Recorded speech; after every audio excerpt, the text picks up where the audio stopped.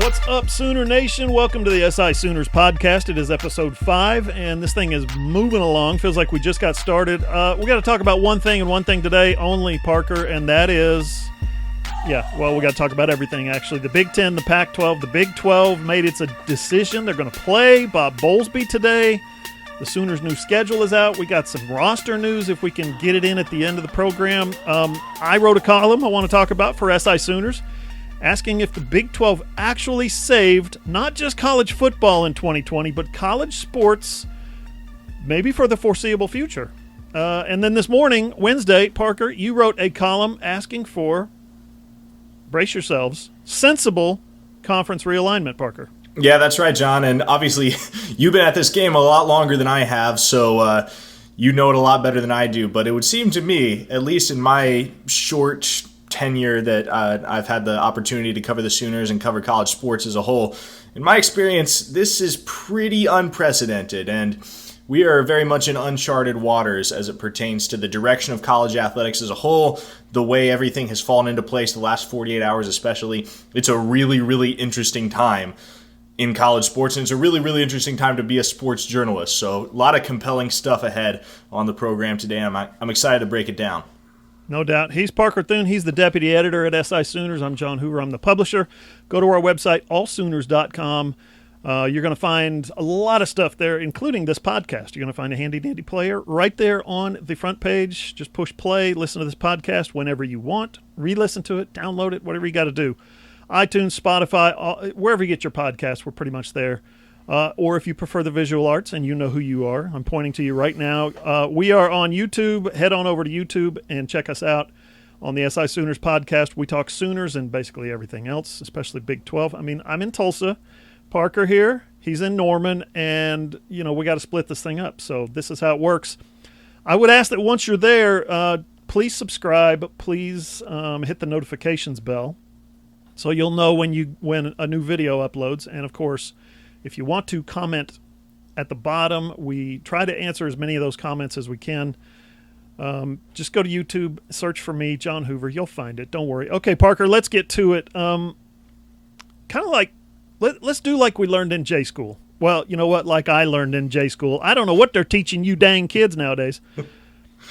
But the inverted pyramid. Who, what, where, when, and throughout this program, hopefully, we will get to the whys of what all happened with the Big 12 Conference over the last 2 days.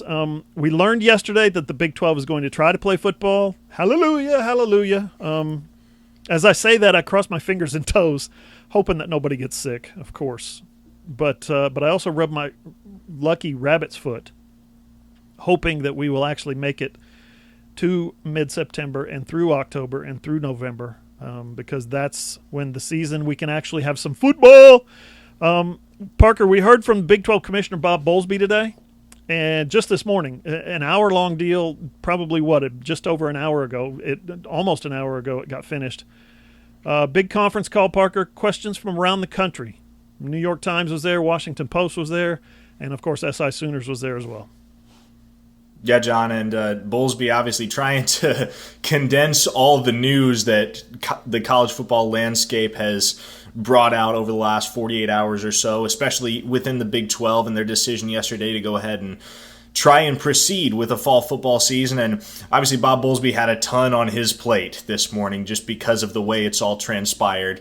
And questions flying at him from all different directions, and you have to admire what him and the rest of the Big 12 administration has been able to do, especially within the last 24 hours, to hold this all together and give us college football fans some hope that there will be a season in the fall.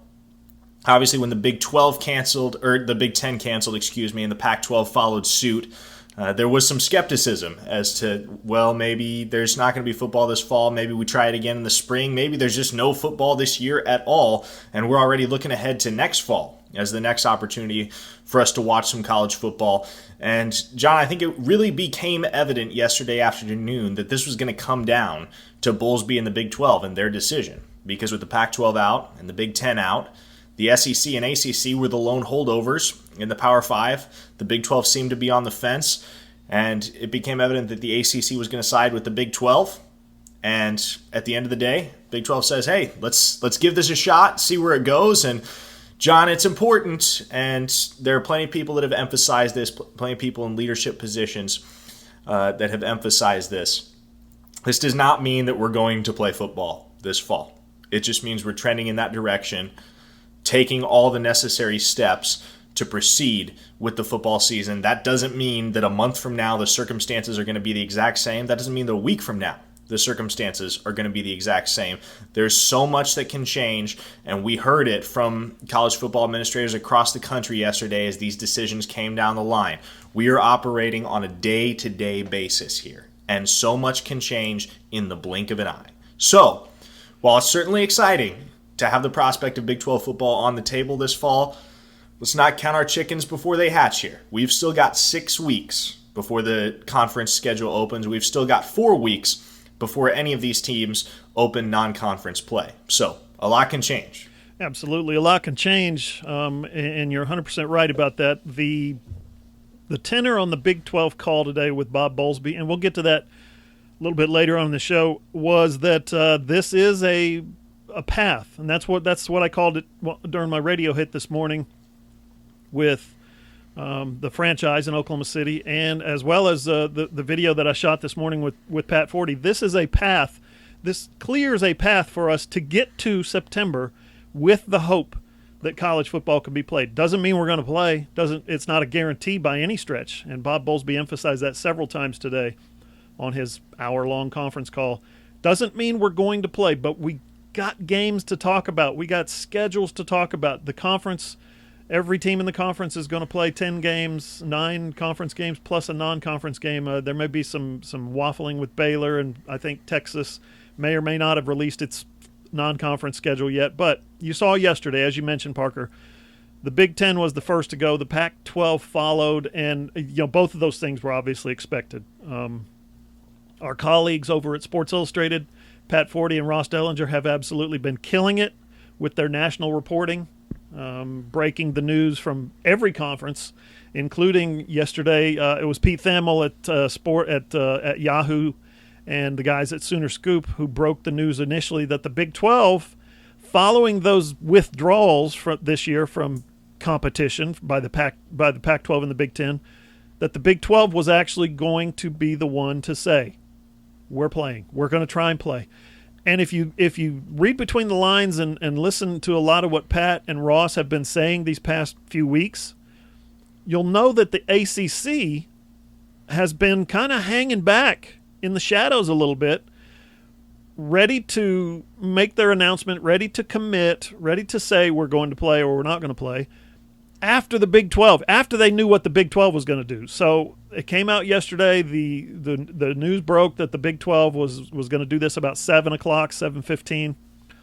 But the ACC had gotten word from the Big 12 previously, hey, we're going to try and play football. So the ACC comes out with a statement right like 6 minutes later, followed by the SEC coming out with a statement, and everybody now is singing Kumbaya, and the Big Ten and the Pac-12 are these liberal, crazy conferences that are way out there on an island somewhere, right? That's the way football fans in the South and in the Big 12 football footprint are looking at this. So the ACC didn't want to be they would have rather have been one of the 4 in an 80-20 split that didn't play versus one of the, am I saying this right? One of the 2 in a 60-40 split that did want to play. I botched that up. If they could not play, they would have been happy to be in line with the other 4 conferences. So the Big 12's decision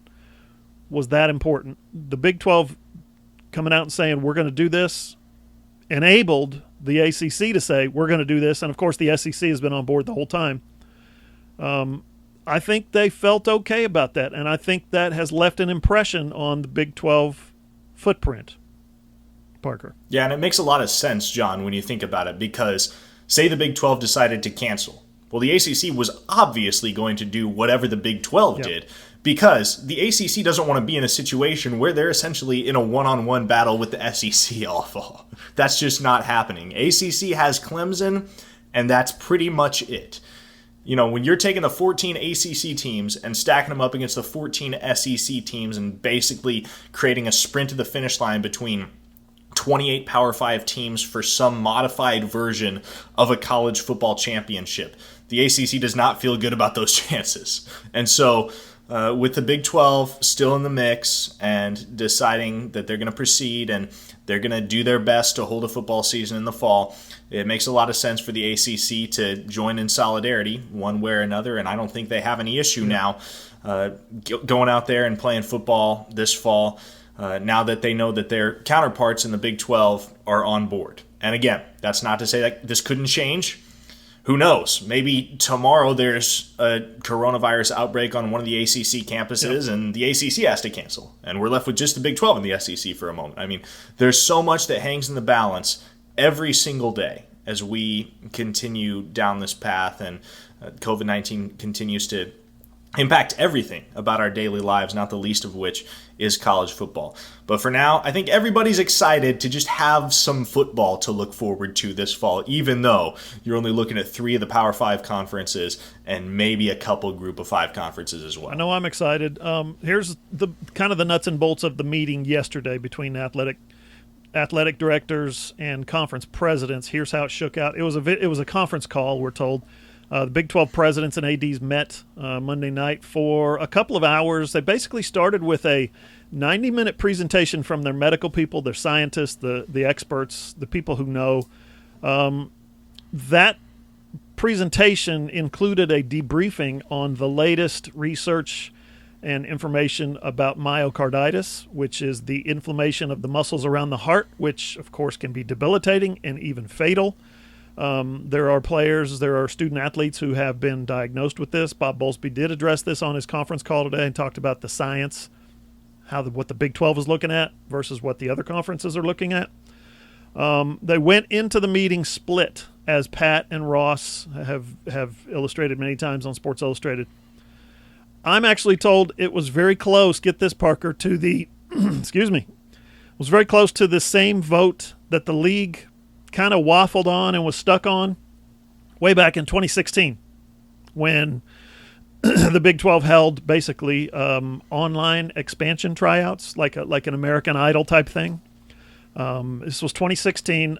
Two schools definitely said, yes, we want to go. 2 schools definitely said, no, we definitely do not want to go. And that left 6 teams, 6 schools, 6 presidents, ADs, whatever, right in the middle, kind of swing votes. And they could be undecided. They needed more information. They needed more time. But you know what? It's the Big 12, and just like they did in 2016, they came together, got enough of a consensus to proceed to at least trying to start the season. I think we're all happy about that.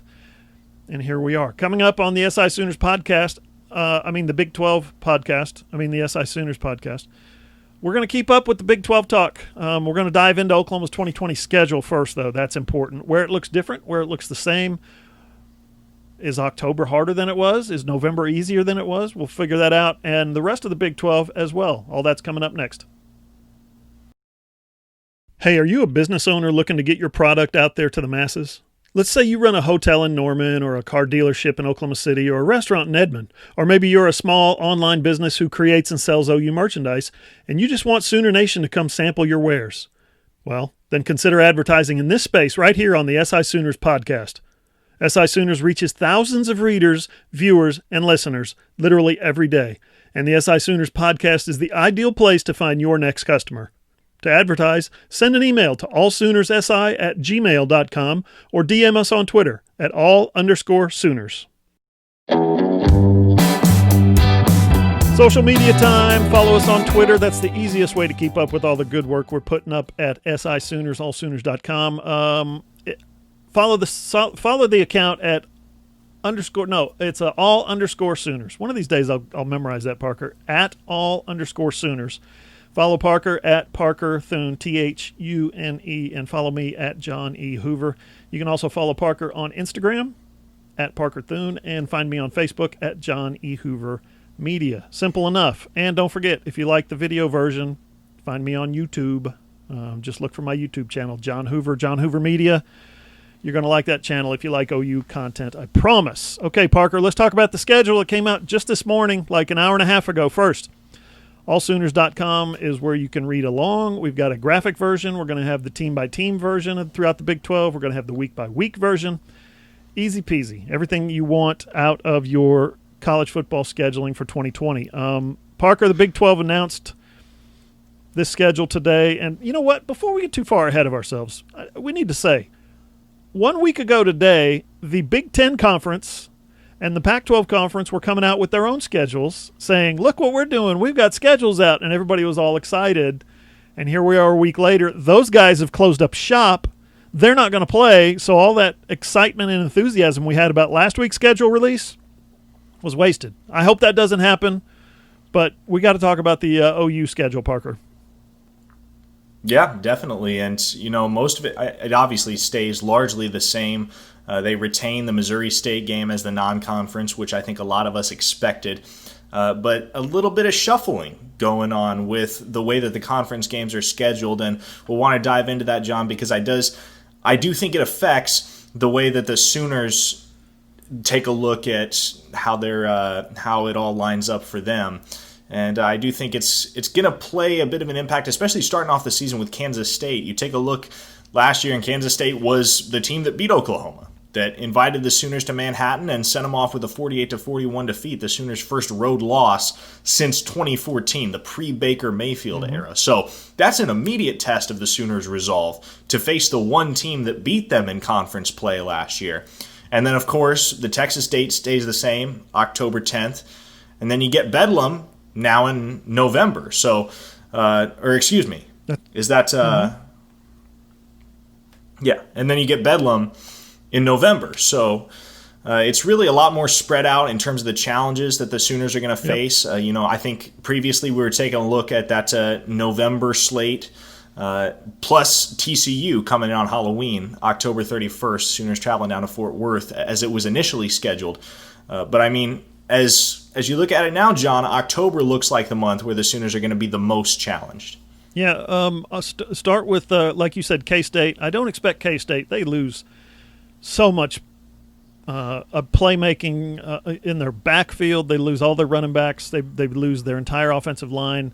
They lost a bunch of guys on their defense. They bring back their quarterback, obviously, Skylar Thompson. But K-State's a challenge. They're coming to Norman. It's a little bit less of a challenge. Iowa State is on October 3rd, is going to be a serious challenge. Yes, of course, Texas. But I'm with you. I agree with what you said. I'm looking at the other schedule here, the previous schedule, and you start with Baylor, who was the conference runner-up last year, then Texas, then at Iowa State, then Oklahoma State. Those are your first 4 games in conference play. So the new Big 12 schedule does OU a real favor in that it spreads those heavyweights, so to speak, assuming those guys are all heavyweights, spreads those heavyweights out a little bit. They do have a little bit of a tough finish when they host Oklahoma State, go to West Virginia, and then finish by hosting Baylor. But it's kind of cool. Baylor goes from the first Big 12 game of the year to the last Big 12 game of the year. Oklahoma State moves up moves back a month, I don't know. And then, of course, Texas, they're not going to muck around with that. I did see some discussion today, Parker, about the Texas game. Oh, it's got to be held at Jerry World, right? No. It's going to be at the Cotton Bowl, and the Cotton Bowl is going to be empty. There's going to be no state fair. They may allow some kind of fan participation, but with no state fair around it. That details still to come on that one, Parker. Yeah, definitely. And the biggest thing I look at with this schedule, John, that TCU date on October 24th. And even back when we had the old schedule, I told you, John, that TCU game is going to be more of a challenge than a lot of people are willing to acknowledge, because TCU brings back Max Duggan, who was a true freshman last year at the quarterback position, so he's got another year to learn the system. He's going to be more experienced, going to be more capable. They bring in one of the top running back recruits in the class of 2020 in Zachary Evans. That offense is going to be something to watch. They're bringing in J.D. Spielman, transfer wide receiver from Nebraska, who's a playmaker. TCU has some players, especially on the offensive side of the football. Gary Patterson can coach. We know this to be the case. And let me tell you what, John, if the Sooners knock off Texas on October 10th, have a bye week to revel on the 17th, and then trot on down to Fort Worth, half asleep, on October 24th, things are going to get dicey. Things are going to get real dicey. They should not look past TCU. I look at that game as this year's Kansas State. That, to me, is where the Sooners have the biggest opportunity to trip up. You might be right about that. We will continue the schedule talk. I will tell you this, Parker. One of the stories that I've been working on kind of in the background as all this breaking news is happening around us is a look at what Oklahoma fans, I should say, will be missing out on because of the cancellation of the Army game. I've been doing a little background research, and gosh darn it, just not going to get that game in. We've got to play Missouri State instead. I was really looking forward to that trip. We've talked about this on the podcast before, but in the future, I've spoken with some people up at Army, and they are extremely excited. Less excited than they would be if the game was in a month from now, but still extremely excited about hosting Oklahoma in the future. That game's not going away, people. No, not at all. And, we touched on it last week, John. This game has been on the schedule, or was on the schedule, rather, for 11 years. Oklahoma and Army are not just going to let this matchup die. They are going to find a way to get it played probably within the next 2 to 3 years, I would guess. And obviously a lot of it depends on how this continues to shake out and how much longer COVID-19 affects this whole picture. But make no mistake, Oklahoma's going to go to West Point. It's just a matter of when. It's a matter of when, not if. Can't wait to see how that all shakes out. Up next on the SI Sooners podcast, we're going to touch a little bit on recruiting. We got to scoot through this. We're definitely going to touch on an alleged DUI arrest. Just this morning. Oof. And we are going to get into the columns we wrote this week, how the Big 12 not only saved college football, but college sports, and how unlikely that would have seemed just a few short years ago, and why really what the Big 12 really needs is a nice steady round of sensible realignment. Hey there, loyal listeners. Parker Thune here with SI Sooners. Are you a business owner looking to get your product out there to the masses? Let's say you run a hotel in Norman, or a car dealership in Oklahoma City, or a restaurant in Edmond. Or maybe you're just a small online business who creates and sells OU merchandise, and you want Sooner Nation to come sample your wares. Consider advertising in this space right here on the SI Sooners podcast. SI Sooners reaches thousands of readers, viewers, and listeners literally every day, and the SI Sooners podcast is the ideal place to find your next customer. To advertise, send an email to allsoonerssi@gmail.com or send us a direct message on Twitter at @all_Sooners.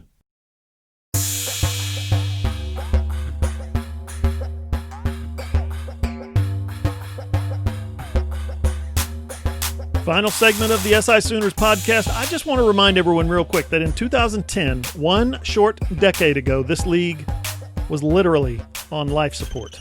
Half the members wanted to go to the Pac-12, and the other half were just hoping somebody would throw them a lifeline somewhere. Parker, this was a little before your time, but then a couple years later, in 2012, they expanded, brought in TCU in West Virginia. And kind of that, it was, West Virginia's from the failed Big East Conference. Let's see if I can remember all the lineage here. TCU was from the Southwest Conference, Conference USA, Mountain West, the Big East for about a week, and then finally the Big 12. Those guys didn't do anything. That's why I said, They didn't really do anything to raise the Big 12's, national perception or image. Sorry, Frog fans. Sorry, Mountaineer fans. It's true. You're talking about a conference that went from the mid-'90s to the mid-2000s, competing for a national championship literally every year. Every year the Big 12 went into November as the standard bearer for who was going to compete for, win, at least be in the final discussion for the national championship. Adding TCU and West Virginia did nothing to enhance that. The conferences kind of slipped a little bit, but Parker, you skip ahead from 2012 to 2016, and it's the American Idol thing that I mentioned earlier. They had a online tryouts. You could submit a little video audition, I guess, and the Big 12 would assess your skills and your talents and what you brought to the table. They had virtual presentations and PDFs, and of course, nothing came of it. Parker, it was an embarrassment, frankly. But here we are in 2020, and as college football is fighting for its very life, it's the Big 12 who reaches out and says, for now, we're going to do this. We're going to save this sport. I don't think that's overstating it, Parker. I don't think it's overstating to say the Big 12 has, for now, saved college athletics. Not at all, John. Not at all. It's not an overstatement at all because, like you said, or as we said earlier, if the Big 12 cancels yesterday, the ACC follows suit, and then the SEC is left alone on an island, and they essentially have no choice but to cancel college football. And, John, I don't think we talk enough about the impact that a lost football season can have on university budgets and athletic department budgets. Right now, Nebraska, who has stated repeatedly in the wake of the Big Ten's decision yesterday that they are still looking to play football by hook or by crook in fall 2020, Nebraska's looking at an $80 to $100 million shortfall in their athletic budget if they don't play football. College football is such a big driver of revenue for universities across the country. And if the Big 12, if a couple of those athletic directors waffle on their votes and they say, nope, you know what? This doesn't look like a great idea. Maybe we should cancel. Try it again in the spring, John. We know football's not going to happen in the spring. It's just not it's not a plausible scenario. Yeah. And it's just such a logistical gridlock to try and unpack everything that would have to happen in order to play football in the spring. But the fact that the Big 12 decided what they did and decided, you know what? We're going to try and make this work. And it might all go down in flames, but we're going to do our best to play football. The fact that the Big 12 was willing to step out of line with the Big 10 and the Pac-12 when it would have been so much easier to just follow suit and let all the other dominoes come crashing down. The fact that the Big 12 did that for now has very much saved college sports, at least in the immediate future, in terms of the ability to play these seasons, these universities' ability to generate revenue off those sports, and to continue to stay solvent financially. Yeah, I think maybe it could be an overstatement if we get to September and nobody's season is being played out. Everybody's got the virus, no games being played.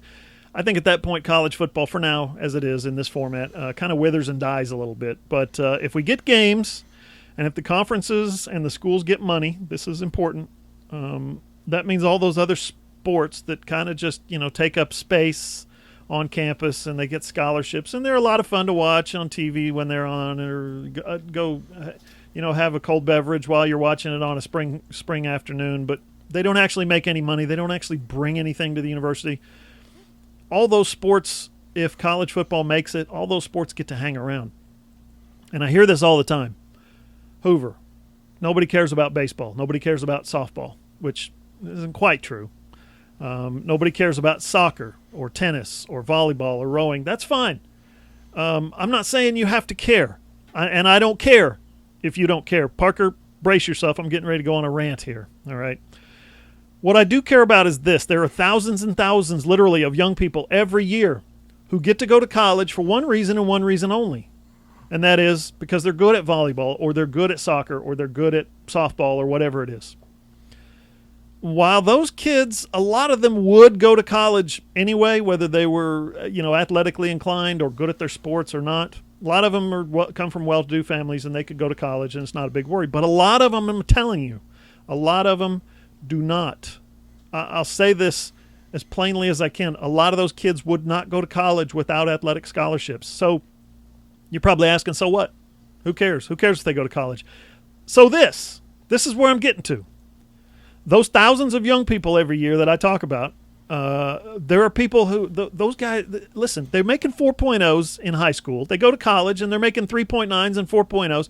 They're unbelievably smart people, unbelievably driven, educated, enthusiastic people, young people who they're going into the medical fields. They're going into nursing. They're going into occupational therapy, physical therapy, speech therapy, special education in general. They're teaching, they're coaching. these are people who go to college because they want to make a career out of helping people, all right? And we may go long here because of my rant, but I think we're okay. If they don't go to college without that athletic scholarship money, if they don't get that degree, then they don't go out and make a difference in society in those fields. This is huge. Our society is diminished without college student athletes. Don't tell me it's not. I'm going to tell you why right here. My daughter was really good at soccer when she was little. She got into high school, got into club soccer. She was really good at soccer. She gets a college scholarship. She goes to the University of Tulsa, which is a prestigious university, academically and otherwise. She got a full scholarship to go get an exercise and sports science degree. And now, right now, she's a year out of college. She's going for a master's degree in occupational therapy because she wants to help special needs children and the elderly. She wants to make a difference in those people's lives, make their lives better. So, am I bragging? No, I'm not bragging. I'm proud as heck of her, but I'm not bragging. I'm saying that's just one case in this household where this video camera and this microphone are. One case of one person being good at sports and making a difference in the lives of who knows how long her career is going to go, 20 years, 30 years, 50 years, who knows? All because she was good at soccer. So now consider, I talked to a couple of ADs yesterday, athletic director department types, hundreds and hundreds of athletes. TU has 240 scholarship athletes. OU has 450 to 500 scholarship athletes. And you divide that among 4 years, that's 100 kids a year at one school who are going out and making a difference in these people's lives. So don't tell me nobody cares about these sports. Don't tell me they're siphoning off of football's riches. I know all this, of course. But these sports are important. Getting these kids into school, getting them out of school, getting them into society as productive citizens is hugely important. I can tell you this, we would not have been able to send my daughter to TU without athletic scholarship. And who knows what school she'd have gone to. We'd have probably sent her somewhere, but who knows? Who knows what she'd be studying? Who knows where she'd be right now? But as it is, it worked out. We were fortunate. She got that degree. She played soccer for 4 years. She earned some awards. It was brilliant. It was the most amazing thing as a parent that you can imagine, changing the lives of families across America. Okay, Parker, I got to stop this rant. People are tuning me out. You know what, Parker? Let's shift gears and give the people what they want. It is recruiting news time. I haven't prepped anything. There are a number of kids who are coming up. It is August 11th. No, it's August 12th right now. There are a number of kids who are coming up who have announced who are going to announce where they're going to go to college. Parker, tell us the latest developments. Yeah, I'll keep it tight, John. Kelvin Gilliam obviously announced on August 22nd. I'm a lot more confident than I was last week at this time about Gilliam's chances of coming to OU. I do think that Caleb Williams and Damon Harmon have had an influence on his decision. I do think that the bond that he's forged with the coaching staff at Oklahoma and that bond that's existed for quite some time is going to ultimately drive him to Norman. So unless something drastic changes here in the next week, I would expect that you can count Kelvin Gilliam among the Sooner commits on August 22nd. A couple other guys to watch. Jalil Farouk, wideout from the DMV area as well. 4-star guy committing on September 27th. I'm pretty confident that he's coming to OU as well.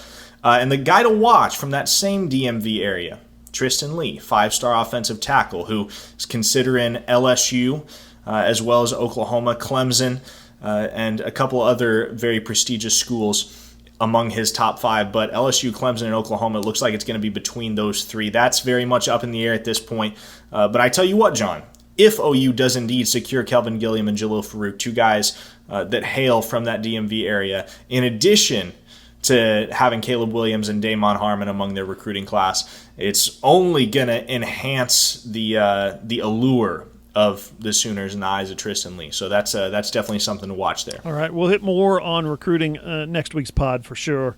Hopefully there won't be so much breaking news. A couple of items that we need to get to before we wrap up. Marcus Hicks had Achilles surgery. His dad posted a couple of photos of him on social media, so he looks very much out for the season.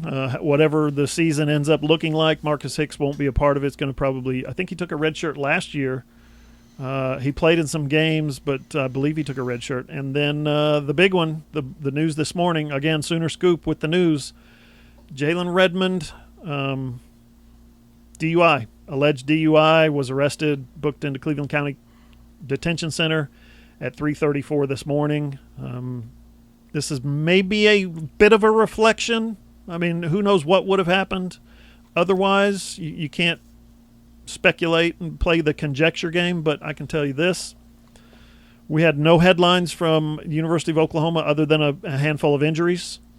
No headlines out of the football team, and then Lincoln Riley says we're going to cut these guys loose for a week because the schedule got bumped back.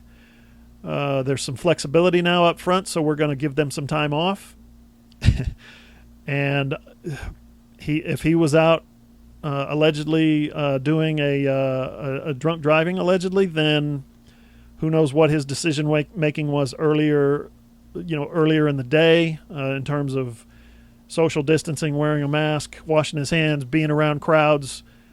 This is just, I mean, it's Parker, when he told us last week that he was cutting the guys loose for a week, the first thing I thought was, this is a bad idea for the football team. This is something that the football team probably doesn't need, is guys running around blowing off steam during a pandemic as they're trying to buckle down in the final moments preparing for a college football season.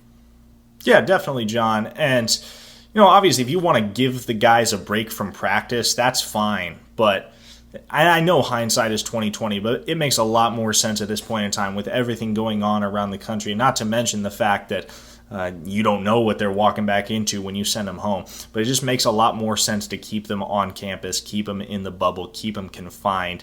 And if you want to give them a break, that's great, but keep them close. And this hurts because Jalen Redmond is more than likely going to face a suspension come the season, and the Sooners are already going to be presumably down Ronnie Perkins at the defensive end position due to his failed drug test before the Peach Bowl last year. So that's two big hits to the Sooner defensive line as we head into the fall season here in 2020. Yeah, and Bob Bowlesby, you mentioned the bubble, Parker. I want to touch on that real quick as we get out of here. Bob Bowlesby said the college football training camp scenario is as close to a bubble as you can get in college sports. He referenced the NBA and what they're doing and the success that they've had so far. But in college, it's different. OU students reported to campus yesterday. They're going to school today. I don't know how full it is. I don't know what percentage of kids are taking online classes or not, in-person classes. I mean, that's something we'll have to figure out as we go. Listen to this podcast on iTunes, Spotify, wherever you get your podcasts, or just find it on our website, SI Sooners, allsooners.com. Or go to YouTube and just subscribe. Watch the video version. You're going to love it, I'm telling you. Go to YouTube, look for John Hoover Media. For Parker Thune, I'm John Hoover. Thanks for watching. See you guys.